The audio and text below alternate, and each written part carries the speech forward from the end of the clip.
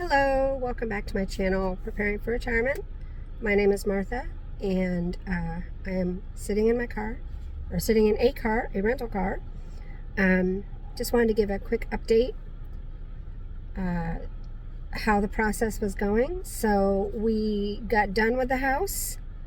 It is cleaned out, and it's been staged, and it looks fabulous. It goes on the market tomorrow, and the first open house is the day after that. So we spent the last 5 days in a hotel locally and wrapped up a bunch of stuff, to wrap up our lives here. Got registered with a mail service called Escapees RV Club, I think it's called, and they're going to handle our mail, and they have a scanning service, so we're doing the whole thing. And and then we had to, of course, forward to them. And by using that, we have a residence in Florida.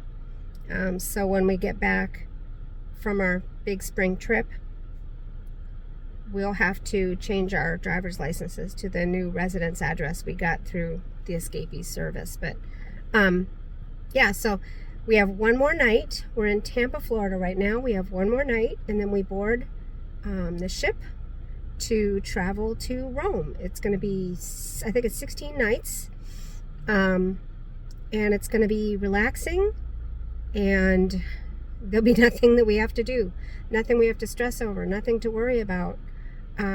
So it's been a trial, and I remember a few videos ago I did say this is going to be the hardest thing that we've ever done, and my husband and I were talking about it yesterday or the day before, and yeah, we agreed it was definitely the hardest thing that we'd ever done. But we have learned so much about ourselves. We've learned, we look back and we think about the wasted money as you're just you're going through things that you haven't used. How much did this cost me? And I never even, I haven't used it for 10 years. I haven't used it for 20 years. Especially towards the end when you really just, stuff's just got to go, that you're just giving it away. You're just giving it away. And, it is a real lesson in dying to yourself. That's what it is. It's a real lesson in dying to yourself.